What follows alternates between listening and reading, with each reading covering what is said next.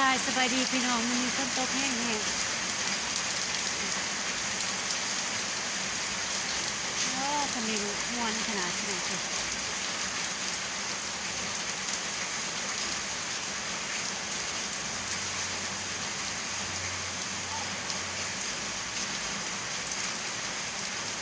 พักแห้งขนาดเขาเป็นดาเพิ่นหนาวแล้วเพิ่นจะนอนอยู่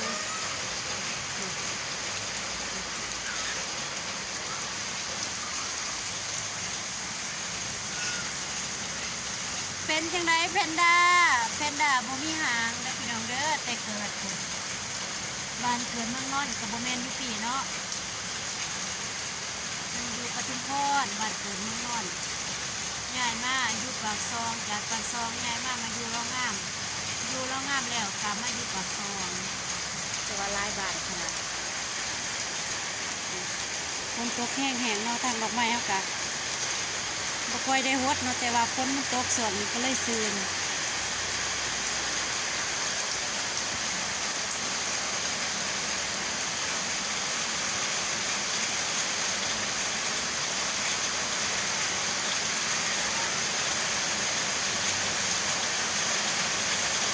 มีแมงตะปูเผือกพักซี่เนาะ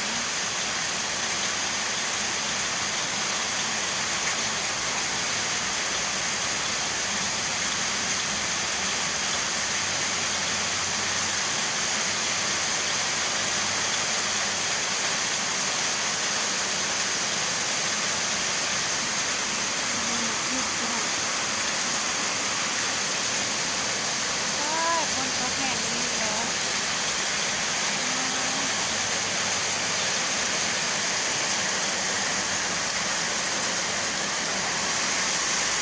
น้ำกำลัง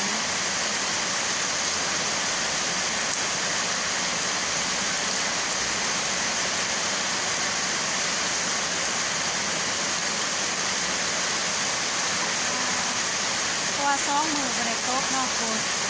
ม่วนแห้ง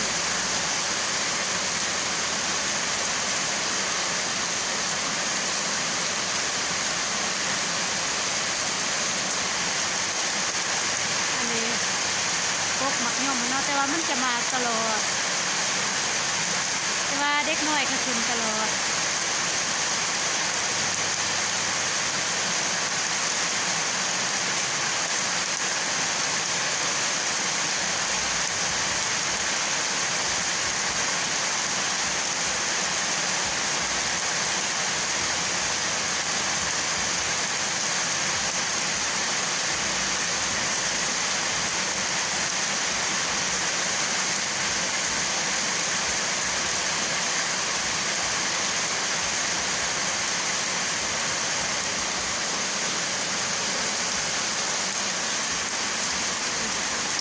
ความมืด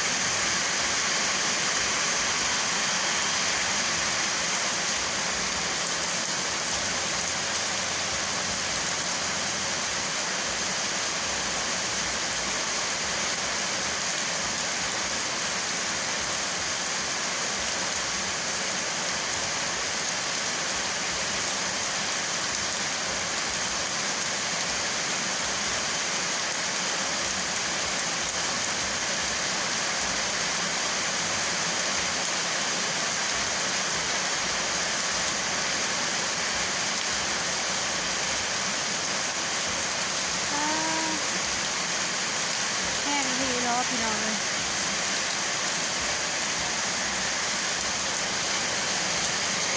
ขอเป็นดาวเพิ่นกันเนาะพี่น้องเพิ่นนอนแล้วนะบอนสิว่าเฮาปูให้นอนเพิ่นก็บ่นอนฝ่าห้องเป็นจะได้เพนด้าไอ้เอ้ยแฮป แพนด้าเก่งเก่งเลยแถวบ่มีแต่ว่าหมู่หาหก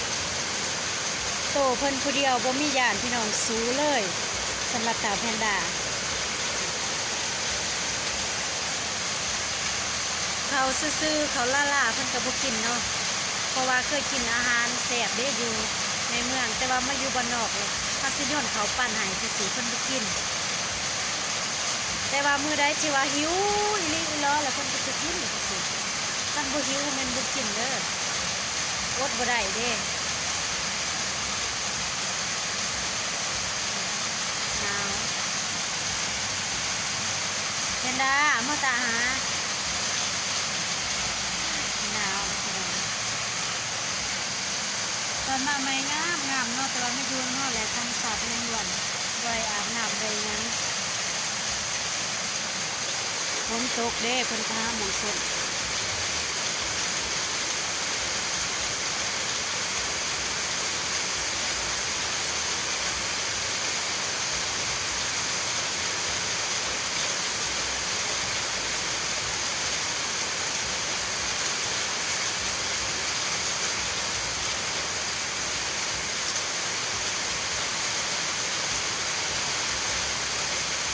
ให้ในฝ่าบ่ห้องขนาด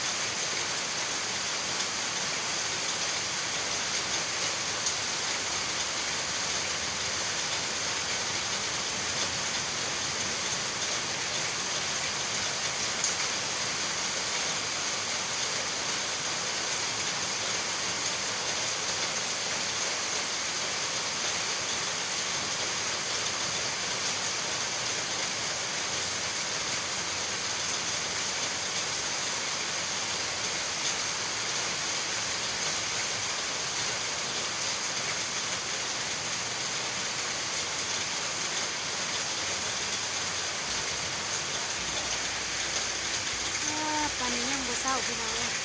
ตกเอาแถวว่า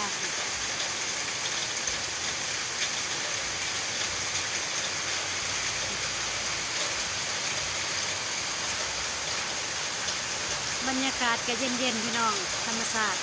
สบายๆ